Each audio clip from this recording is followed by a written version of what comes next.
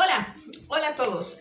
Estamos de regreso en esta serie de videos sobre lo que tiene que ver con psicología forense y en esta ocasión vamos a hablar del síndrome de acomodación al abuso sexual infantil, también conocido como SASI. Y entonces hoy vamos a explicar cómo funciona este fenómeno y vamos a tomar en cuenta las consideraciones que hay que hacer al respecto. Ya les había yo dicho en videos anteriores que el abuso sexual infantil es uno de los delitos más complicados de entender por la mayoría de las personas por todas las cosas que involucra y por la complejidad del mismo. Entonces, ahorita vamos a hablar de este llamado síndrome de acomodación al abuso sexual infantil. Y bueno, como todo síndrome en este caso, este va a ser desarrollado, no es que el niño nazca con él, es un síndrome que se desarrolla por el tipo de interacción que se da en el llamado abuso sexual. Entonces hay varias cosas que nosotros tenemos que considerar. Primero, tenemos que considerar la edad a la que ocurre la victimización o que ocurre este momento del abuso sexual infantil, porque no es lo mismo que el abuso ocurra en las primeras etapas del desarrollo, cuando los niños están más chiquitos, a que ocurra en la pubertad o en la adolescencia. Segundo, tenemos que considerar quién es el agresor o cuál es la relación o la cercanía que tenga con el agresor, la víctima. ¿Por qué? Porque no es lo mismo que el agresor en este caso sea una persona muy cercana y que tenga mucha confianza con el niño, como lo puede ser el padre o la madre o alguno de los hermanos, a que sea una persona relativamente cercana, que puede ser un tío o un padrino o incluso un vecino o un amigo de la familia, a que sea un completo desconocido, se vive de manera diferente. Tenemos que considerar también, tercero, el tipo de abuso sexual infantil, cuáles son las condiciones en las que se da dicho abuso. No es lo mismo un abuso con lujo de violencia a un abuso que tiene manipulación o un abuso incluso que vamos a llamar transaccional, en donde se lo plantean al niño como una relación quid pro quo, algo por algo. Entonces, tenemos que abordar todas estas cosas para entender un poco cómo funciona esto, ¿no? Bueno, primero, ¿por qué es difícil entender el abuso sexual infantil? En mi experiencia, la mayoría de los casos de abuso sexual infantil que me ha tocado a mí abordar, los niños no lo vivieron como un abuso y entonces son más bien los padres o las madres quienes muestran más esta angustia de que a sus hijos les pasó algo muy malo y son ellos más bien los que están viviendo esto como una violación. Y cuando uno platica con el niño lo vivió como un juego. Nosotros tenemos que entender, uno, los niños están descubriendo el mundo a través de los adultos. Los niños no llegaron a este mundo con un manual de cómo funcionan las cosas y no llegaron con un manual en donde incluyen conceptos de sexualidad. Entonces, lo que para un adulto es un coito o es sexo oral o es cualquiera de las situaciones sexuales que se nos pueden venir a la cabeza, para el niño no lo es así porque el niño no lo contextualiza dentro del marco referencial de lo que es el sexo. Entonces, la mayoría de las ocasiones lo que pasa con los niños es que se los plantean como un juego. Me ha tocado casos en donde les dicen cosas como vamos a jugar el juego de las caricias, vamos a jugar el juego del amor, vamos a hacer algo muy especial entre tú y yo porque vamos a tener un secreto. La cuestión es que el niño lo ve como un juego y entonces desde este planteamiento, en la mayoría de los casos, el niño estaba jugando. Y cuando uno le pregunta o está indagando con los niños qué fue lo que pasó, el niño lo explica desde su marco referencial del juego. Ahora, también nosotros tenemos que entender que en la mayoría de los casos, esto viene de una cosa cultural que tenemos muy arraigada y que yo creo que deberíamos de ir eliminando, la falta de educación sexual que tenemos para con nuestros niños. La mayoría de los casos, los niños ni siquiera manejan un lenguaje apropiado en materia de cómo se llaman los órganos, ni cómo pueden describir las partes de su cuerpo. Entonces, mayoritariamente lo que uno encuentra son historias de niños que dicen cosas como que jugaron con el chupetín del tío, que agarraron el pajarito, que chuparon el pajarito, que tocaron la mariposita y cosas así. Nosotros tenemos que entender que es sumamente importante manejar la educación sexual con los niños desde chiquitos. Obviamente, tal vez no vamos a estar hablando en términos de masturbación y de coito y este tipo de situaciones con ellos cuando están muy chiquitos, pero es fundamental que los niños desde pequeños sepan cuáles son las partes de su cuerpo y sepan cuáles son las partes que bajo ninguna circunstancia les tienen que tocar o ellos deben de tocar de otras personas, porque nosotros damos por hecho que los niños van a ser siempre inocentes y dulces y que todos los niños son inocentes y dulces y que nadie va a querer hacerle daño a un niño, y no, esto no pasa así. Hay muchas personas allá afuera que están muy dispuestas a quitarles la inocencia a los niños, créanme.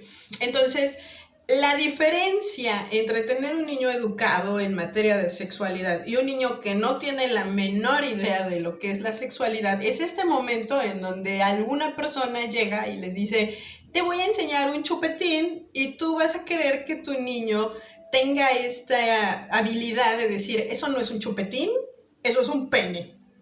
Esa es la importancia de darles educación sexual a los niños desde pequeños, ¿no? Yo sé que la discusión a muchas personas por cuestiones de moralidad o incluso por cuestiones de religiosidad les choca esta idea, ¿no? Pero yo siempre le digo a la gente: escoge tu susto. Escoge tu susto, porque ¿qué prefieres? ¿Prefieres ser tú quien le haya hablado a tu hijo de cosas sexuales, o que tu hijo lo haya descubierto sobre la marcha y tú tengas que aclararle estas situaciones el día que lo presentas en una fiscalía o un ministerio público para declarar?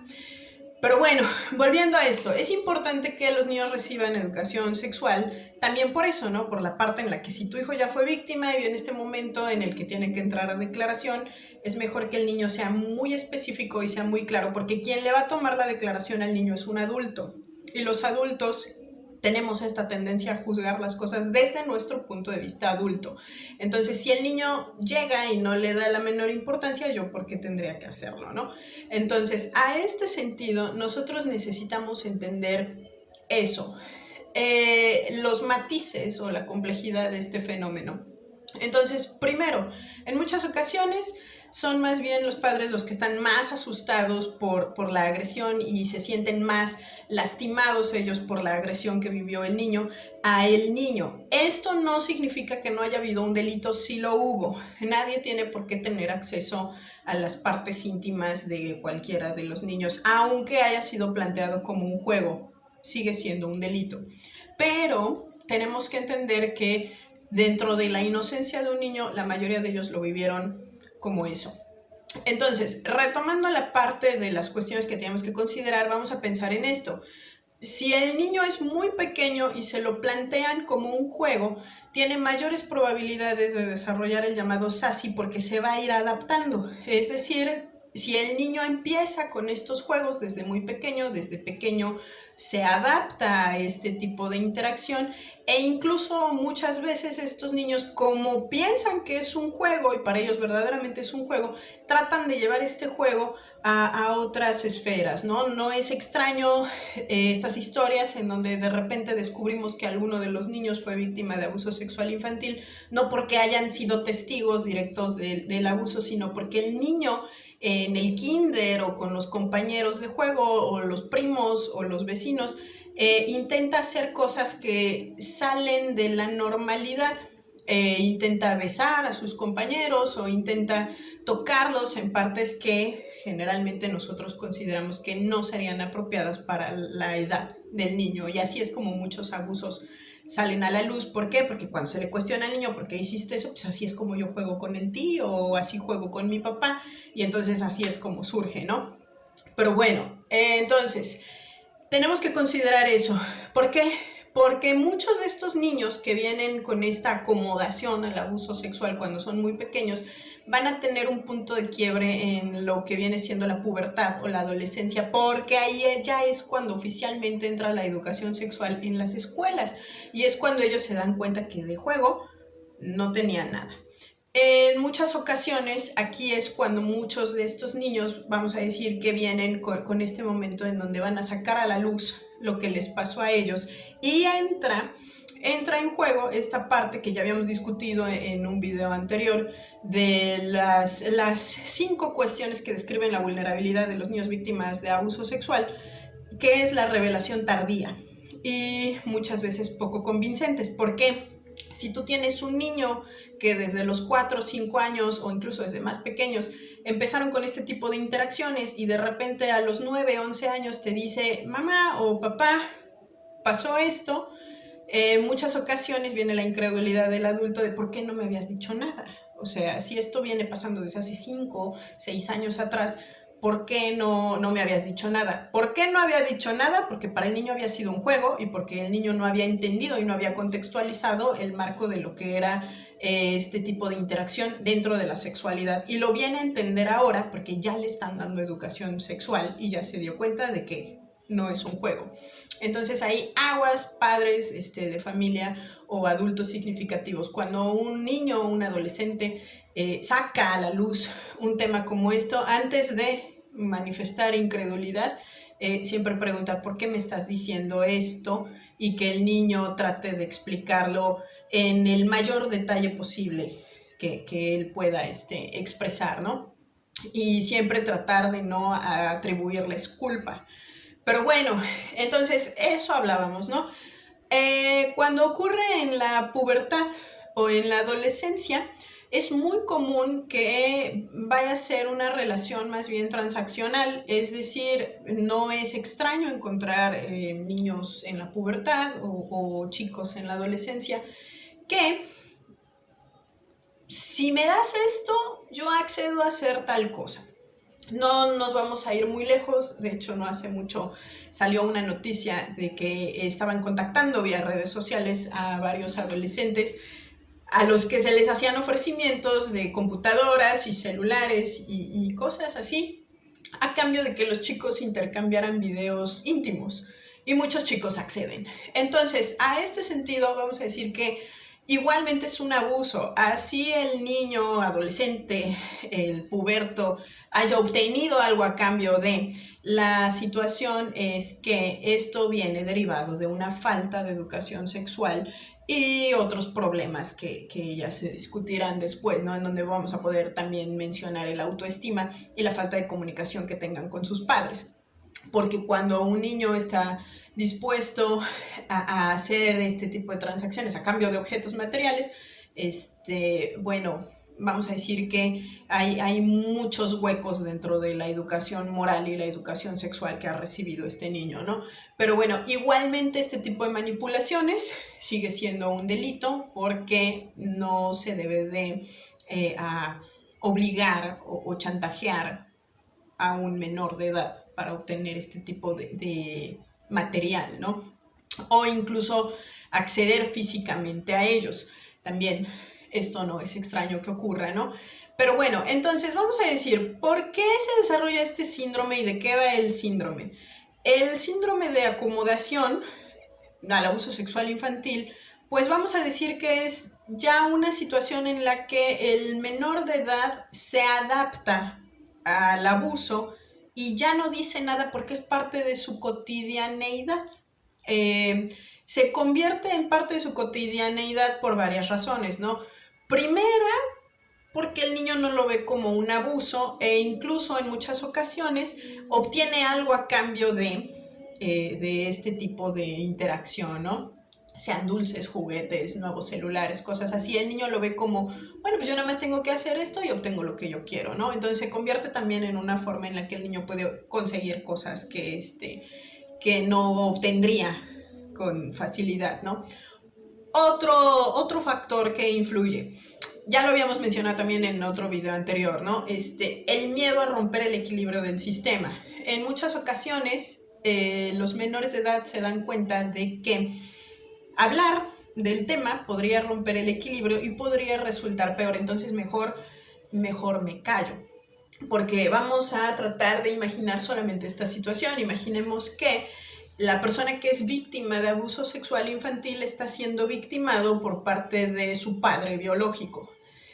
Si ya es complicado decirle a tu mamá que su marido le está siendo infiel con cualquier otra persona, ahora trata de imaginar que tú vayas y le digas, mamá, tu marido, que es mi padre, te está pintando el cuerno, pues conmigo, se divierte más conmigo que contigo. Esto rompe totalmente el equilibrio y entonces se desarrolla este miedo a las represalias, ¿no? Bueno, ¿qué es lo que va a pasar? Primero se va a romper el equilibrio emocional, van a haber discusiones, van a haber consecuencias, por supuesto que va a haber una guerra de poder en donde todas las familias tienen establecida una jerarquía y entonces tenemos que considerar quién es el que lleva las de ganar, ¿no? A quién le van a dar más credibilidad. Siguiente cosa, ¿cuál es el papel que ocupa el abusador dentro de la jerarquía de la familia? En este caso yo estoy planteando en este ejemplo pues que pudiera ser el proveedor principal, ¿no? Entonces también viene esta parte en donde nos vamos a ir a juicio para sacar de la familia a la persona que provee los medios para subsistir, porque esa es la realidad. Castigar al agresor en este caso en muchas ocasiones también genera esa ansiedad, no solo por parte de la víctima, sino por parte de todos los involucrados, hermanos, la madre, o incluso, ¿no? Porque podría ser aquí la madre la agresora, que sea el padre. Y entonces entran en juego una serie de situaciones en donde el niño, en este caso, desarrolla miedo, desarrolla culpabilidad, se victimiza a sí mismo, desarrolla este sentimiento de frustración, de impotencia y se siente básicamente atrapado. Entonces se da cuenta de que tratar de salir de la trampa podría ser peor y decide quedarse en la trampa, ¿no? Entonces, por eso se desarrolla este síndrome. Es muy parecido, por ejemplo, poniéndolo en comparación, podríamos hablar del llamado síndrome de Estocolmo.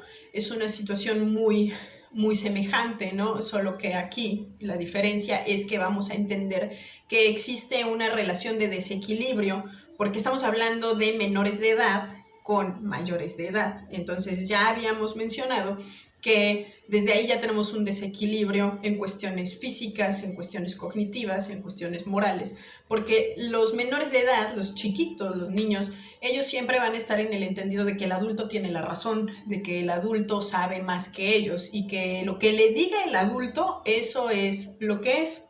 Si a esto le sumamos el tamaño, la fuerza física, el poderío económico, los niños pues no tienen poderío económico, ¿no? Dependen completamente económicamente de sus proveedores. Entonces, a ese sentido vamos a decir que por eso viene esta acomodación en donde los niños normalizan y se adaptan, se acostumbran a que este abuso pues sea algo que es cotidiano y que pasa a menudo, ¿no?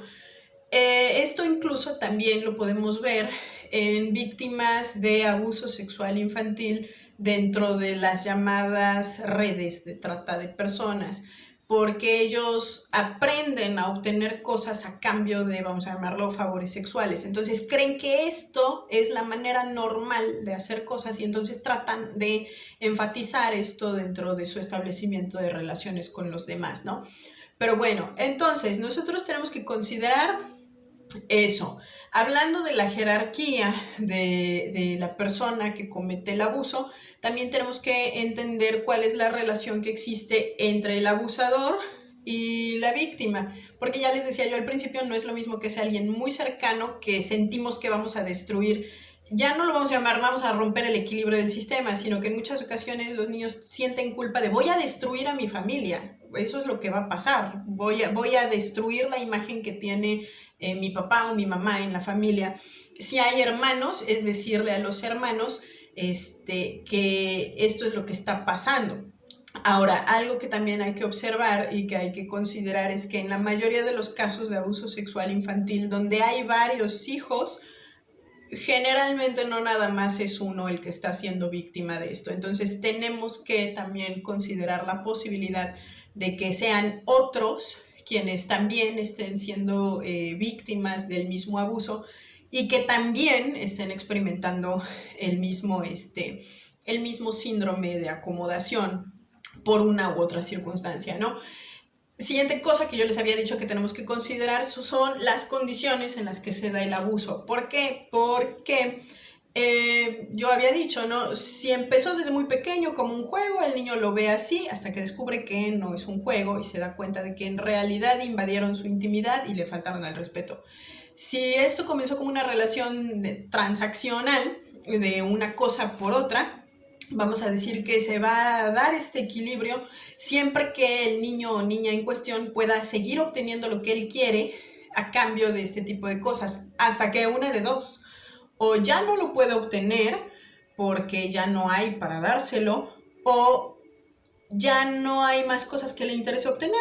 Y entonces, ¿por qué voy a acceder a hacer algo si ya no necesito otra cosa? Yo obtuve todo lo que quería, ¿no?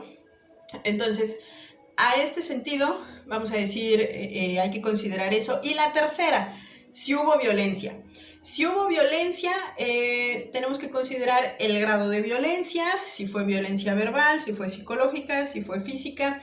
Los casos de abuso sexual infantil donde hay violencia física, vamos a decir que es más fácil detectarlos, pues porque las señales ahí están, ¿no? Las laceraciones, los golpes, los moretones, vamos a decir que es evidente. Pero en muchos casos no es así, solamente es verbal y psicológica, en donde hay amenazas, en donde accedes a hacer esto o va a pasar aquello, te voy a hacer a ti o le voy a hacer a las personas a las que tú quieres tal o cual cosa. Y entonces tenemos que entender que los niños realmente creen en la palabra de los adultos. Entonces, si una persona amenaza o intimida a los niños asegurándoles que les van a hacer tal o cual cosa a las personas a las que ellos quieren, el niño lo cree. Generalmente este tipo de estrategia ocurre, es más frecuente cuando el abusador es totalmente externo a la familia. Estamos hablando cuando dices, no sé, el señor de la tienda o un maestro. Generalmente viene esta manipulación de nadie te va a creer, no te van a hacer caso, van a decir que estás mintiendo, si haces tal cosa voy a lastimar a tu mamá, y entonces el niño accede por miedo. Afortunadamente, vamos a decir que cuando se da este caso, hay algunas señales en las que tenemos que poner atención. ¿A qué me refiero con esto? La conducta de los niños cambia. La conducta de los niños cambia porque empiezan a tener miedo de ir a ciertos lugares, o no quieren ir solos, o no quieren ir definitivamente. No quiero ir a la escuela, no quiero ir a la tienda de tal señor.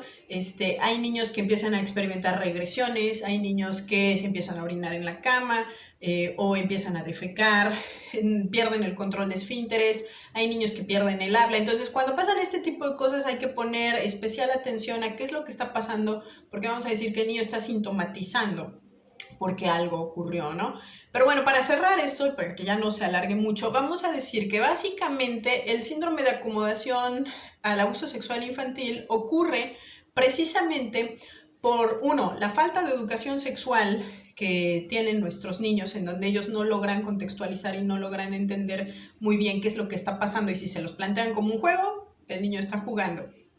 Dos, la relación de desequilibrio que existe entre la víctima y el victimario, en donde en muchas ocasiones la víctima se sabe dependiente económica y físicamente del victimario.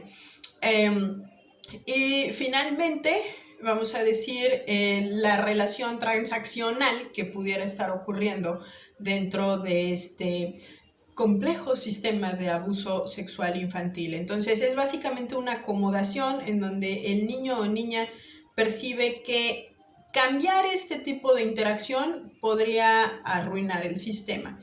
Bueno, pues hasta ahí la vamos a dejar por el día de hoy y espero que haya quedado claro. Si no, pues ahí dejen dudas, comentarios, cualquier cosa. Ahí vamos a seguir con esto y pues nada, chao.